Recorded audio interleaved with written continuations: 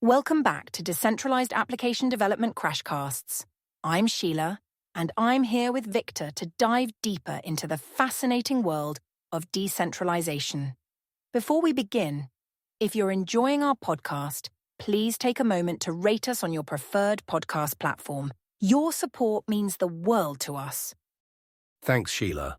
Today we're continuing our journey through Chapter 1, Understanding Decentralization. We've already covered what decentralization is and its key characteristics. Now we're going to explore the different types of decentralization. That's right, Victor. And to kick things off, I have a quiz question for our listeners. Ready? Here it goes.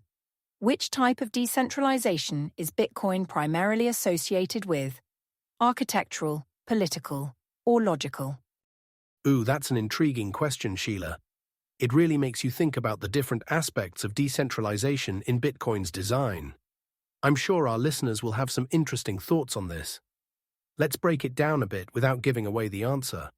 Bitcoin certainly has elements of decentralized architecture in its peer-to-peer network, but it also embodies principles of political decentralization in terms of how decisions are made.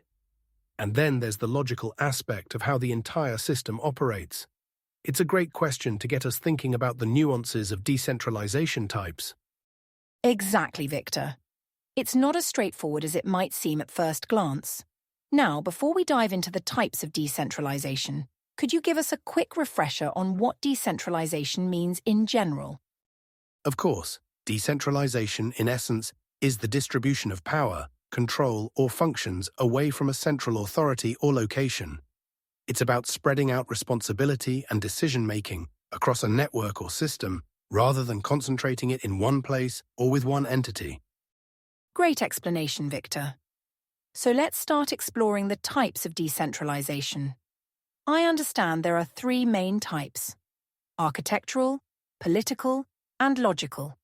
Could you begin by explaining architectural decentralization? Certainly. Architectural decentralization refers to the physical or structural distribution of a system. In this type, there's no single point of failure because the system is spread across multiple machines or nodes. Think of it like a distributed computing network where tasks are shared among many computers instead of relying on one central supercomputer. That makes sense. So, if I understand correctly, in an architecturally decentralized system, even if some parts fail, the system as a whole can continue to function. Is that right? Exactly right, Sheila. That's one of the key advantages of architectural decentralization. It enhances resilience and fault tolerance. A great example of this is the Internet itself. It was designed to be architecturally decentralized so that it could survive even if parts of the network were damaged or destroyed. Fascinating. Now let's move on to political decentralization. What does that entail? Political decentralization is about how decisions are made and who has the power to make them. In a politically decentralized system, no single entity has full control over the system. Instead, decision-making power is distributed among various participants or stakeholders. I see.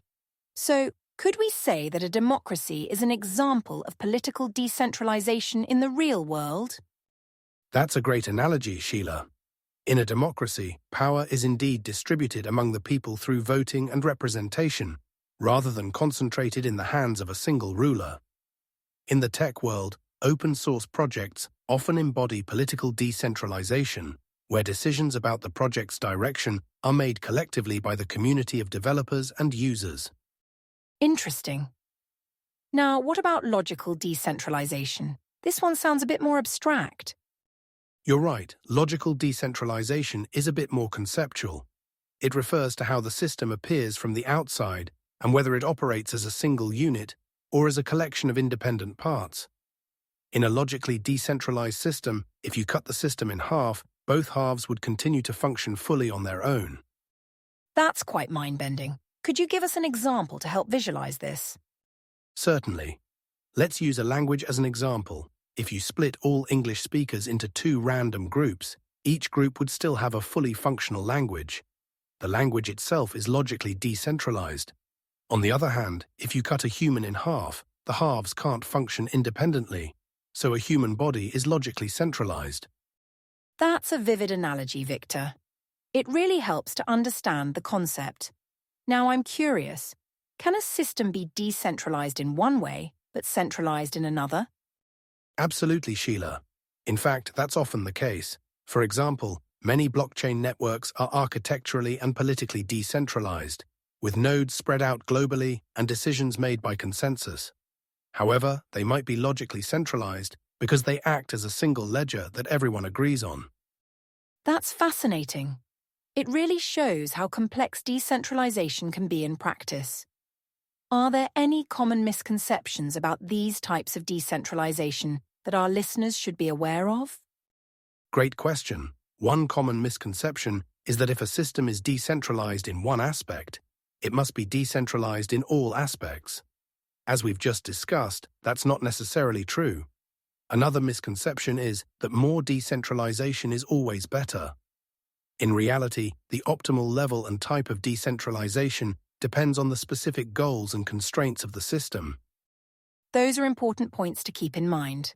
Now, as we're nearing the end of our discussion, could you share an interesting fact or anecdote related to these types of decentralization? Sure. Here's an interesting tidbit. The concept of decentralization isn't just limited to technology or governance. In nature, we see examples of decentralization all the time. Ant colonies, for instance, exhibit all three types of decentralization we discussed today. They're architecturally decentralized with ants spread out, politically decentralized with no central leader giving orders, and logically decentralized as smaller groups can function independently.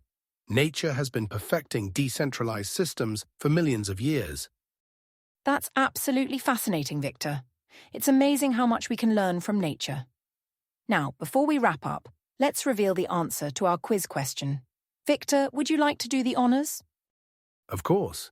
The question was, which type of decentralization is Bitcoin primarily associated with, architectural, political, or logical? While Bitcoin incorporates elements of all three, it's most strongly associated with architectural decentralization. Bitcoin's network is distributed across thousands of nodes worldwide, ensuring that there's no single point of failure. This architectural decentralization is key to Bitcoin's resilience and censorship resistance. Thank you, Victor. To summarize today's episode, we've explored three types of decentralization. Point 1. Architectural decentralization, which refers to the physical distribution of a system. 2. Political decentralization, which is about distributed decision-making. Point 3. Logical decentralization, which relates to how a system functions as a whole or as independent parts. We've learned that systems can be decentralized in some ways and centralized in others, and that the optimal level of decentralization depends on the specific context and goals of the system. Excellent summary, Sheila. Understanding these different types of decentralization is crucial for anyone looking to develop or work with decentralized applications. It helps in making informed decisions about system design and understanding the trade-offs involved. Absolutely, Victor. And to our listeners, we hope you found this episode informative and engaging. If you did, please visit crashcasts.com to find more resources and join our Discord community. Your support on Patreon helps us keep producing high-quality content. Don't forget to subscribe and rate our podcast. It really helps us reach more people interested in decentralized application development. Until next time, keep exploring the fascinating world of decentralization.